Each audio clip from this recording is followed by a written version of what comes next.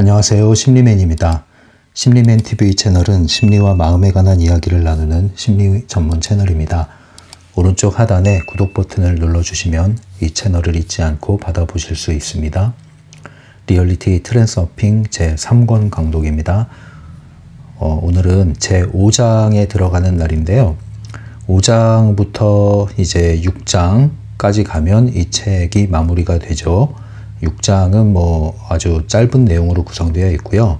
제5장은요, 질의응답 형태로 구성되어 있습니다. 일단 제5장 전체 제목과 오늘 다룰 소주제를 한번 적어 볼게요. 5장의 주제는 과거로부터의 편지라고 되어 있는데요. 이 트랜서핑 저자인 바딤 젤란드가 앞선 책들을 출간한 이후에, 그리고 인터넷에 출간 전부터 인터넷 웹사이트를 통해서 글을 꾸준히 올려왔죠. 그래서 그때 이미 그 뉴스레터 독자들과 커뮤니케이션이 오간 게 있습니다. 이제 그런 내용들을 다 모아서 독자들의 질문 몇 가지를 뽑은 거죠. 그래서 그 내용들의 답변을 해나가면서 진행되는 내용이 제5장의 내용이 되겠습니다. 그래서 일종의 사례 연구라고 보셔도 될 것 같고요. 질의응답 내용을 모은 건데요. 이러한 유형의 책이 후속작으로 또 출간이 되죠. 연도순으로 따지면은 트랜서핑 해킹 더 매트릭스라고 하는 책이 있는데요. 바딤 젤란드 원서의 순서로 보면은 이 리얼리티 트랜서핑 전체 시리즈 이후에 나온 책이에요. 그래서 오래전에 나왔던 책이 한국에서는 최근에 번역된 것으로 보시면 되고요. 그 다음에 또 이와 유사한 형태로 질의응답을 담고 있는 책이 있죠. 그게 트랜서핑 현실의 지배자라고 하는 책인데요. 작년에 나왔나 잘 모르겠네요. 아마 작년에 나온 것 같은데, 이게 원서로 따지면은 이제 더 뒤에 나온 겁니다. 네, 그러니까 한국에서는 이게 먼저 나오고 그 다음에 해킹 더 매트릭스가 두 번째로 나왔는데, 원서의 순서대로 보면은 해킹 더 매트릭스가 먼저 나오고 현실의 지배자가 두 번째 나왔죠. 그래서 이 순서대로 책을 한번 다뤄볼 계획이에요. 제가 이제 남은 영상 올릴 때마다 미리 광고를 해드릴 텐데, 이제 리얼리티 트랜서핑 기본서들의 전체가 대단원의 막을 내리지 않습니까? 이제 그 이후에 나온 책들이 번역되지 않은 것까지 포함하면 굉장히 많이 있습니다. 그런데 특별히 이 책을 뽑았습니다. 해킹 더 매트릭스. 네, 전체 제목은 트랜서핑 해킹 더 매트릭스죠. 그리고 그와 더불어서 현실의 지배자, 트랜서핑 현실의 지배자라고 하는 책도 함께 다룰 겁니다. 이것은 강독 형태로 나간다기보다는 이 책의 성격상 질의응답 형태로 되어 있단 말이죠. 그래서 일종의 많은 사례들을 담고 있습니다. 성공 사례도 담겨 있고, 우리 모두가 궁금해할 만한 또 그런 질문들에 대한 답도 들어있고요. 특별히 해킹 더 매트릭스에서는 기존에 나와 있던 트랜서핑 기본적인 개념에서 한 발 더 나아가서 좀 더 진전된 내용을 담고 있는데요. 그게 바로 이제 생식이라는 것이죠. 생식. 예, 생식은 불에 데펴 먹는 화식에 반대되는 날것을 먹는 그런 섭생법인데요. 이제 생식에 대한 얘기가 상당히 많이 비중을 차지합니다. 현실의 지배자라는 책에서도 생식 얘기가 여전히 나오고 있죠. 자, 그만큼 바딤 젤란드는 이 트랜서핑의 한 구성 요소로 생식이라는 것을 집어넣습니다. 굉장히 생소할 수 있는데요. 이제 그 내용들을 한번 살펴보면서 의미를 한번 따져보도록 할게요. 생식 자체에 대한 내용은 저 역시도 딱히 그렇게 할 말들이 많이 있지는 않습니다. 그쪽 전문가도 아니고, 그쪽에 대한 지식을 많이 갖고 있는 것도 아니고, 그리고 생식을 본격적으로 시작해서 어떤 검증이 된 것도 아니고, 그렇기 때문에 제가 할 얘기가 많이 있지는 않겠지만, 전반적으로 이 매트릭스, 해킹 더 매트릭스라는 책에는 전작을 보충하거나 아니면 전작을 좀 더 진전시킨 내용들이 많이 담겨 있고요. 그리고 질의응답 형태이기 때문에 그렇게 읽는데 어렵지도 않고요. 그리고 여러 가지 사례들을 또 한국적인 현실에 비추어서 볼 때 제가 또 첨언해 줄 내용들이 많이 있고 해서 주로 Q&A를 다룬다는 의미로 이 두 책을 선정을 해서요. 이걸 먼저 다루도록 하겠습니다. 그리고 나서 이제 예정했던 타프티로 갈게요. 굉장히 밀도 있는 책입니다. 타프티는 2020년에 한국에 번역이 됐고 트랜서핑 시리즈로 보면 이게 이제 최신작이죠. 그러니까 트랜서핑이 계속 버전업이 되고 있단 말이에요. 버전업이 되고 있어요. 그래서 가장 최신의 버전이 바로 타프티라고 할 수 있습니다. 버전업이 되고 있다는 얘기는 뭐냐면 그만큼 트랜서핑의 기술들이 정교화되고 있다는 것이기도 하고요. 그리고 트랜서핑의 개념들이 이제 진보하고 있다는 뜻이기도 하고요. 또 그렇게 되고 있는 이유는 그만큼 현실이 굉장히 우리를 의식을 빠르게 잠식하고 있다. 그러한 현실이 가속화되고 있다라는 것을 또 반증하는 것이죠. 특별히 이 책이 마지막 버전이라고 볼 수 있는 타프티가 나온 이후에 코로나로 인해서 우리 지구촌 자체가 완전히 시스템이 정비되고 바뀌고 있지 않습니까? 이런 것들은 굉장히 큰 의미가 있는 지금 시기에 우리가 살고 있죠. 그래서 굉장히 펜듈럼 시스템이 공고화되고 있다, 정교화되고 있다, 첨예화되고 있다. 그만큼 트랜서핑을 하기가 한면으로는 어려울 수가 있다. 왜냐하면 너무나 쉽게 펜듈럼에 포획돼서 잠든 상태에서 우리가 살고 있기 때문에 벗어날 수 있는 틈이 쉽게 보이지가 않는다. 그래서 그만큼 펜듈럼에 대항하기 위한 트랜서핑의 개념과 기술도 강화돼야 된다. 이런 개념으로 보시면 됩니다. 그래서 최신 버전을 소개해 주는 게 현실적으로는 가장 필요하다고 보겠지만 여러분들이 적용하는 단계에서는 그보다 앞서서 단계별로 나가는 게 필요하거든요. 단계별로. 그래서 타프티를 다 이해하시고 적용하시는 분들이 있겠죠. 이제 그런 분들은 굳이 제 강독을 들을 필요도 없을 거예요. 근데 저의 트랜서핑 강독을 듣고 도움을 받으시는 분들이라면 바로 타프티로 가는 거는 조금 무리가 있을 수 있다. 그래서 중간에 이 트랜서핑이 버전업 되어가는 절차를 따라서 한번 함께 가보자 라는 의미로 소개를 해드리겠습니다. 물론 뭐 이 책들에서 바디은 얘기하죠. 이렇게 책에 다 써놨는데 모르는 거, 이해가 안 된다는 거, 그리고 똑같은 질문을 자꾸 한다는 것 자체가 깨어있지 못한 것이다 라고 하는 그런 뉘앙스의 이제 내용도 있죠. 그래서 트랜서핑을 정말로 적용하는 사람이 과연 몇 프로나 될까? 5%나 될까? 5% 중에서도 아마 더 소수일걸? 라고 이야기를 하는데 뭐 그런 말에 여러분이 너무 기죽지는 마시고요. 일단 기본적으로 이 심리맨 영상에 들어오셔서 꾸준히 영상과 함께 여러분들이 학습해 나가고 또 적용해 나가시는 것 자체로 여러분들은 트랜서퍼이십니다. 다만 여러분들이 꾸준히 했다는 전제하에 여러분들의 미래가 변화될 수 있는 가능성이 높아지는 거거든요. 그래서 제가 일부러 영상을 길게 만든다고 얘기한 적 있죠. 길게 영상을 올리는 이유가 여러분들 10분, 5분짜리 영상에 만족하시는 분들은 여기에 아예 접근을 안 하게 만드는 거예요. 왜냐하면 그렇게 해서는 여러분들이 되지가 않는다는 거죠.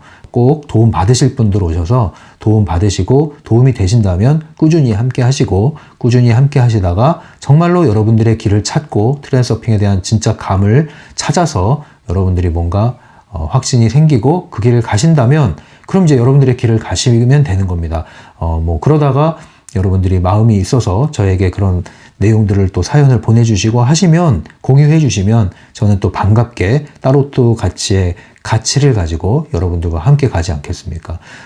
그래서 그런 것을 제가 꿈꾸면서 이런 작업들을 해나가는 거죠. 서론이 좀 길었는데 아무튼 지금 우리가 이제 다루는 내용들이 Q&A예요. 그래서 이것을 이제 연장시켜 가겠다는 거죠. 오늘부터 Q&A 내용을 조금씩 다루면서 자연스럽게 다음 영상 컨텐츠로 넘어가도록 하겠습니다. 자, 그럼 오늘 내용을 보도록 할까요? 188페이지의 제목은요, 암흑기입니다. 암흑기는 이 사연 보낸 사람의 사연을 이렇게 제목으로 잡은 것 같아요. 뭐 사연을 이제 책을 읽어보시면 아시겠지만, 간단하게 정리를 하면 이런 내용이에요. 이제 암흑기가 있고 광명기가 있다. 예, 그래서, 왜 쨍하고 해 뜰 날, 예, 팔자가 풀리는 날, 뭐 운수 좋은 날 이런 게 있잖아요. 이제 이런 날이 있다. 뭔가 풀리는 날, 내 인생에 햇살이 비치는 날, 이런 날이 있다. 그런데 한면으로는 칠흑 같은 어둠, 터널을 지나는 것 같은, 나락으로 떨어져 있는 것 같은, 팔자가 꼬이는, 예, 안 풀리는, 예, 이런 일이 있다. 예. 그런데 이 질문한 사람의 내용은 어떤 거냐면, 이 질문의 핵심은 뭔가 일이 풀리는 것 같은데 얼마 지나지 않아서 바로 암흑기가 찾아오더라, 이 얘기입니다. 그래서 왜 나는 그 반대로 적용이 되냐 이거죠. 네. 뭔가 잘 되는 것 같아서 정말 좋아했는데 아니야, 이게 오래 지속되지 않을 것 같아 하면은 왜 그 예감은 틀리지 않고 머지않아 나에게 안 좋은 일이 다시 닥치느냐 이거예요.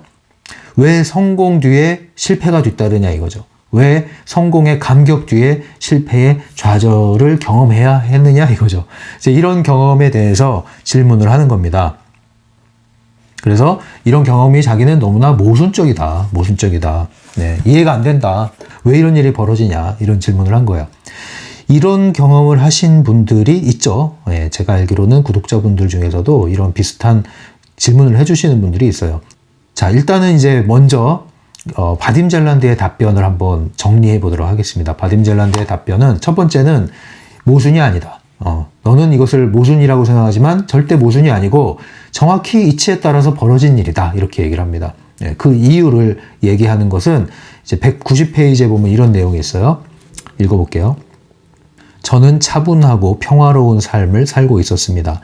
하지만 저는 그것이 오래가지 않을지도 모른다는 두려움을 느끼고 있었습니다. 네. 이 내용을 언급하면서 바딤 젤란드가 얘기를 하는 거예요. 그래, 네가 두려움을 느꼈잖아, 두려움을.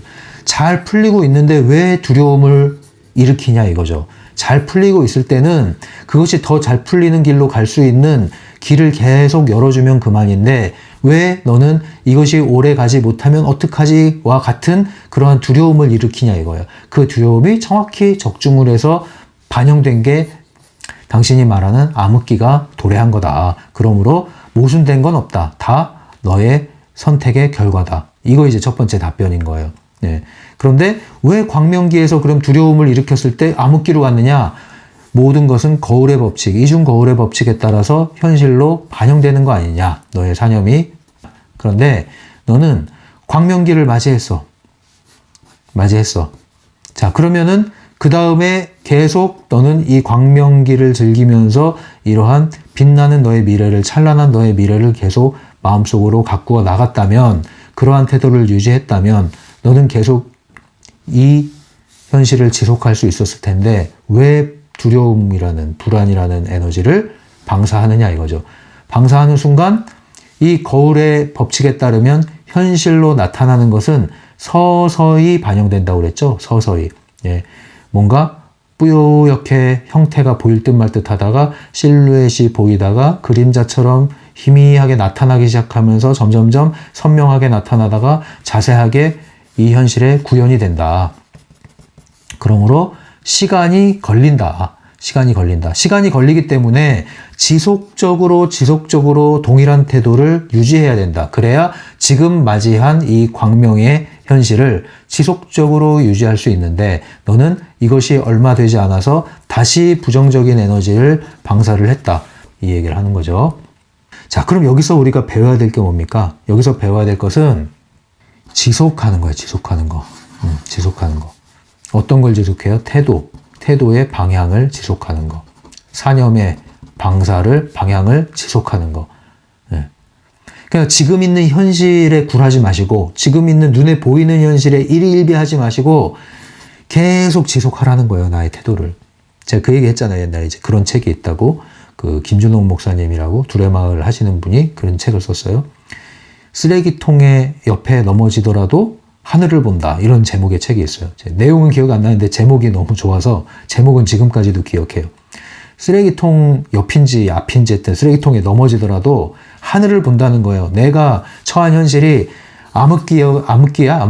그거는 이제 너희들이 볼 때 암흑기고, 나는 누가 암흑기라고 하는 현실의 밑바닥에 떨어져 있다 하더라도 내 눈은 어딜 봐요? 광명기를 보고 있는 거예요. 광명의 햇살을 보고 있는 거예요. 흐린 날에 뿌연 날에 나는 내 눈은 그 너머의 햇살을 볼 수 있는 거예요. 그거를 지속하라는 거죠. 지속해라. 이거를 해야 되는 거예요. 이거를. 그럼 결국에는 쨍하고 해가 뜨는 거죠. 결국에는.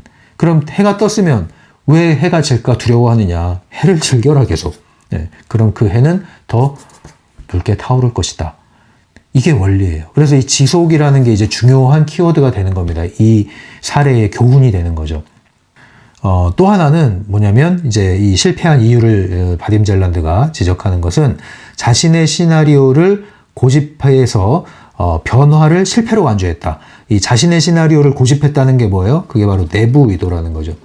내부 의도는 내가 목표를 가지고 있을 뿐 아니라 목표를 이룰 방법을 가지고 있고 그것을 향한 길을 가지고 있는데 문제는 이게 확고해요.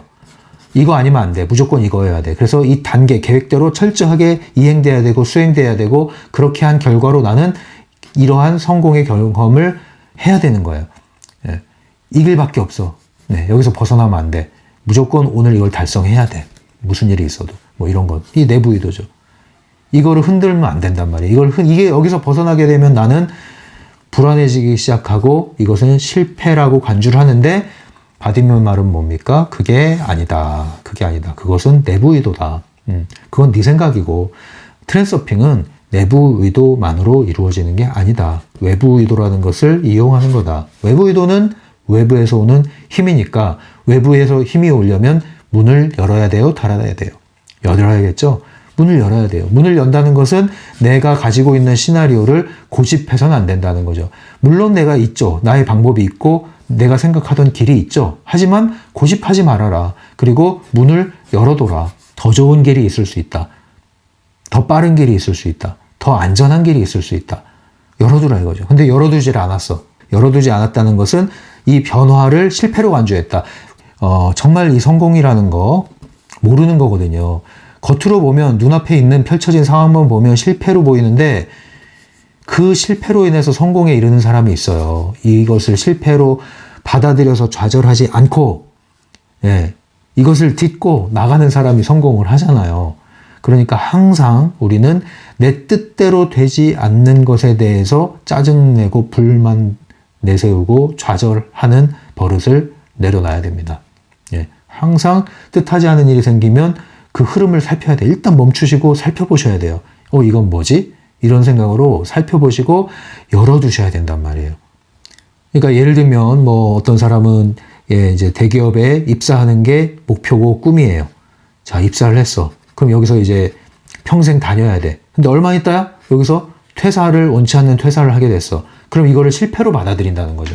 왜? 나의 시나리오는 이 대기업에 입사해서 부장으로 과장으로 승진하는 거거든요. 그런데 여기서 내가 회사를 나오게 되는 일이 생기면 그건 뭐예요? 내 시나리오, 성공 시나리오에서 빗나가는 거니까 그건 곧 실패를 의미한다라고 하지만 그렇지 않다는 거죠.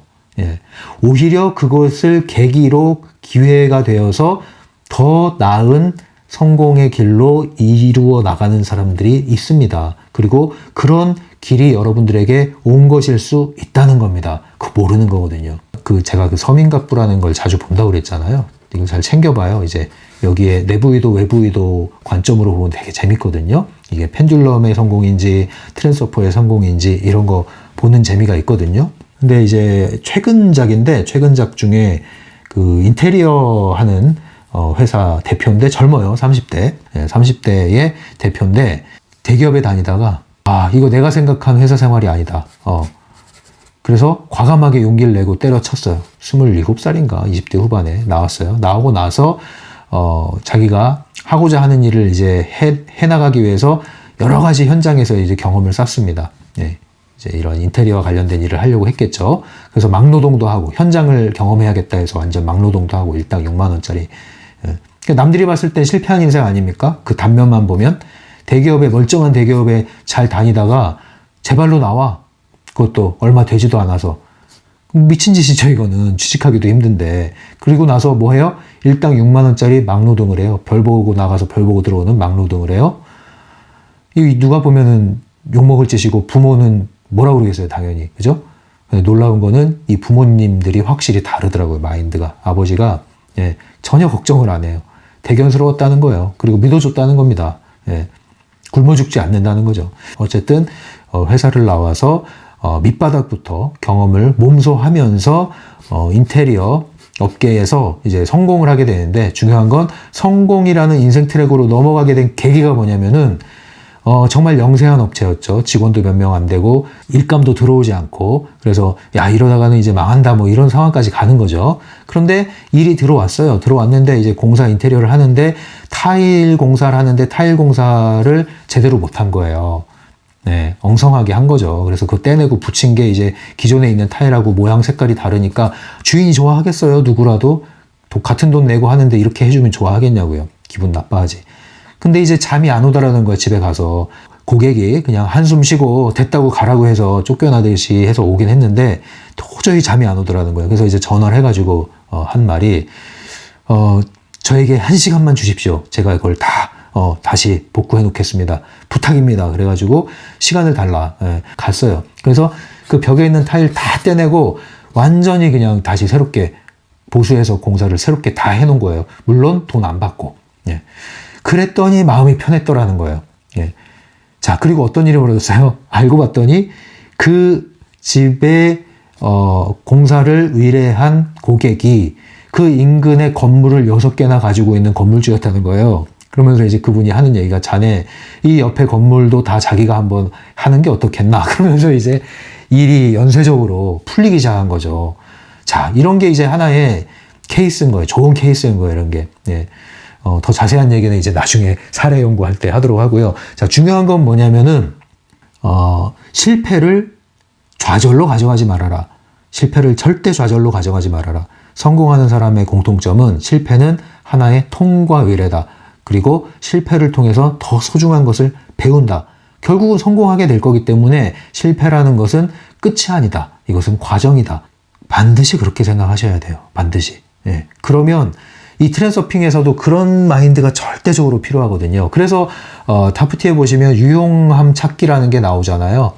예, 내가 손실을 보는 것 같고 실패한 것 같고 부정적인 현실 같고 이런 현실에서도 철저하게 나에게 득이 될 수 있는 것을 뽑아내라, 찾아내라, 해석을 해라. 이거 정말 맞는 말이거든요. 이런 것들. 자, 이제 지금 오늘 사연 올린 이 사람은 이런 부분에 있어서 이제 부족함이 있었다. 이렇게 얘기할 수 있을 것 같습니다. 여러분들도 이런 경험 많이 하시죠? 이제 한국적으로 이야기하면 더 좋죠. 사례라는 게 한 나라의 문화의 영향을 또 많이 받기 때문에 러시아의 사례, 미국의 사례를 우리가 그대로 수용해서 볼 때 조금 적용하는 데 있어서 차이가 있을 수 있어요. 그래서 한국적인 사례로 여러분들이 여러분들의 사례를 한번 적용을 해 보십시오. 저도 구독자분들의 사연을 받다 보면 이런 질문 많이 받거든요. 소위 말하는 이제 광명기 뒤에 암흑기가 오는 거. 뭔가 트랜서핑이 되는 것 같았는데 곧장 이제 뭐 나락으로 떨어지는 일. 자, 근데 이거는 왜 그런 일이 생기냐면요. 여러분들이 트랜서핑을 너무 근시안적으로 보셔서 그래요. 근시안적으로. 여기서부터 앞으로의 인생, 전반적인 인생을 트랜서핑 하겠다라는 생각을 가지셔야 되거든요. 그런데 문제는 뭐냐면은 눈앞에 있는 거. 네. 당장 나한테 애인이 생겼으면 좋겠어. 당장 오늘 복권 샀는데 당첨됐으면 좋겠어. 당장 머지않아 시험이 있는데 여기 합격했으면 좋겠어. 소원 성취를 이루는 이런 방식의 트랜서핑 적용은 요거는 그렇게 지속 가능하지가 않습니다, 여러분. 이거는 이제 시크릿의 오류예요. 이게 바로 시크릿의 오류예요. 그런 방식으로는 저는 그렇게 얘기 안 합니다. 그리고 바딤젤란드의 논조도 절대 그런 방식이 아닙니다. 그러니까 여러분들이 이거 잘못 적용하시면 안 돼요. 결국은 트랜서핑이든 시크릿이든 그 어떤 도구든지 그 사람, 그 존재 자체의 속성을 넘지를 못해요. 그냥 그릇이라고 그러죠. 보통 사람을 그릇이 간장 종지면 아무리 폭포수 앞에 물이 떨어지는데 갖다 놔도 내가 받아들이는 건 간장 종지 크기를 넘지 못한다고요. 그릇을 넓히셔야 돼요. 그릇을 넓히지 못하시면 여러분들이 어떤 좋은 기술을 갖다 줘도 여러분들은 그것을 잔기술화 시켜버리고 욕망을 이루는 도구로 사용하다가 그냥 일희일비하면서 결국은 펜듈럼에 놀아나는 일이 되고 맙니다. 그러면 차라리 하지 말라는 거죠. 트랜서핑이고 뭐고 다 잊어버리시고 그냥 열심히 성실하게 사는 게 차라리 나아요. 그게 훨씬 나아요. 근데 이런 거 말고 또 하나는 뭐냐면 아까 말한 그거예요. 지속해라. 그러니까 멀리 보라는 거죠. 멀리 봐라. 그리고 변화라는 것을 기대도 하지 마라. 심지어는. 왜? 느린 변화니까. 느린 변화. 자, 씨앗을 심었어요. 씨앗을 심고 내일 아침 나가면 꽃이 활짝 펴 있으리라는 기대를 합니까? 안 하죠. 네. 하지만 이 씨앗을 심은 사람의 마음속에는 어떤 확신이 있어요? 결국에는 꽃이 필 거야 라는 확신이 있죠. 특별한 이변이 없는 한. 그죠? 그렇게 기다림의 시간이 필요한 거예요. 그리고 꾸준히 물을 주는 시간이 필요한 거예요. 그걸 못하는 거죠. 그걸 못하는 이유는 여러 가지가 있지만 그릇의 문제인데 이 그릇을 또 타고났다고 생각하시면 안 돼요. 타고난 그릇이 있죠, 물론. 그러나 상당 부분은 또 후천적으로 그릇을 우리가 키우는 면이 있습니다. 그 키우는 것을 우리가 방치했거나 타고난 그릇을 우리가 깨트려 온 거죠. 네, 여러 가지 원인이 있습니다. 이게 깨진 데는 진짜 바디이 말한 대로 그 식습관도 포함이 되는 것은 사실이고요. 그리고 이러한 미디어의 노예가 된 거, 그런 것도 상당히 영향을 미칩니다. 여러분들이 기다리는 걸 못해요. 머무는 걸 못해요. 가만히 있는 걸 할 줄 모른다고요. 여러분들 이 유튜브 이거 보고 나서 휴대폰 치워놓고 몇 시간이나 있을 수 있어요. 심지어 카톡 소리를 듣고서 얼마나 확인 안 하고 버틸 수가 있어요. 여러분들이 그걸 할 수 있어야 주인이 되는 거예요. 그 정도를 할 수 있어야 트랜서퍼가 될 수 있는 거예요. 그러지 않고 그런 것들의 노예가 되면요, 여러분들이 그 충동을 억제할 수 있는 능력, 만족을 지연시킬 수 있는 능력 자체가 계속 파괴가 됩니다, 여러분. 충동적이 돼요, 충동적. 예. 그래서 위험하거든요, 그게. 그래서 그런 방식으로는 들어가질 않아요. 그래서, 이런 것들이 다 조건이 구비돼야 되는 겁니다.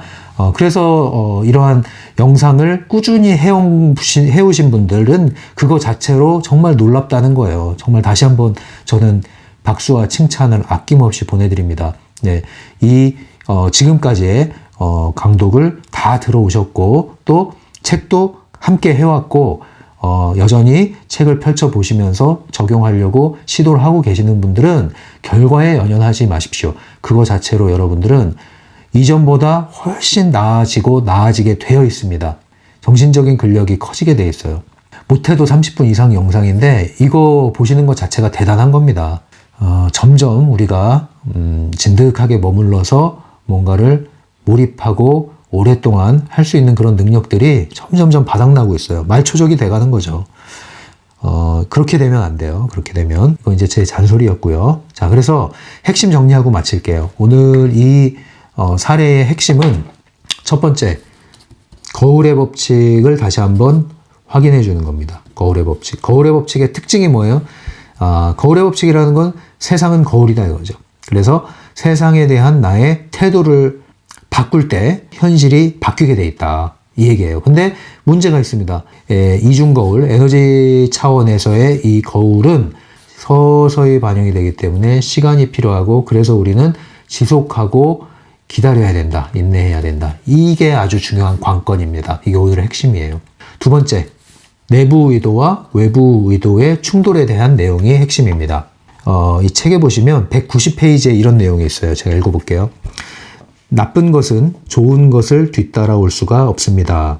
실제로 좋은 것을 뒤따라온 것은 오히려 더 좋은 것이었답니다. 하지만 당신은 그렇게 믿지 않았습니다. 당신은 찾아온 변화를 받아들이지 않고 세상에다 부정적인 태도를 내보였습니다. 그러니 세상은 당신의 그런 태도를 되비쳐서 당신의 선택을 실현시켜줄 도리밖에 없었지요. 이 얘기예요. 내부 의도와 외부 의도의 충돌. 우리는 외부 의도에 대해서 열려있는 사람들이 돼야지 내부 의도만을 고집하는 사람이 되면 안 된다. 내부 의도를 고집하는 사람은 내 방법, 내 시나리오, 내 계획, 여기서 한 점의 오차도 있으면 안 돼. 그게 아닙니다. 그래서 자꾸 허용하고 예외적인 것을 생각하고 이런 걸 자꾸 하셔야 돼요. 네.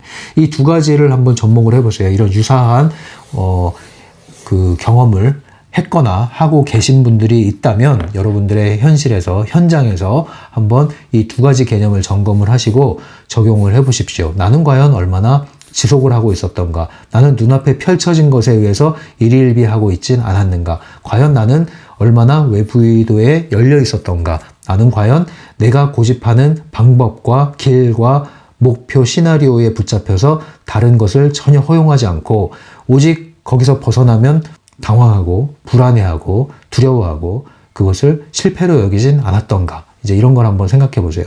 그래서 잘 점검하셔서 여러분들의 사례도 점점점 트렌서핑이 더욱더 젖어들 수 있는 쪽으로 나아가시기를 기대해 봅니다. 이 책의 마무리까지 쭉 함께 하시고 또 새로운 시작까지 계속 함께 하도록 하겠습니다. 항상 응원해 주시는 여러분들께 다시 한번 감사의 말씀 드리고요. 댓글에 안 남겨주시는 분들도 제가 그 마음 다 알고 있습니다. 그리고 댓글에 남겨주시는 분들은 더욱더 감사드리고요. 한 분 한 분 제가 마음으로 좋은 에너지 보내드리고 있으니까요. 여러분들 항상 응원합니다. 밝은 길로 계속 우리 나아가 보도록 하죠. 지금까지 심리맨이었어요.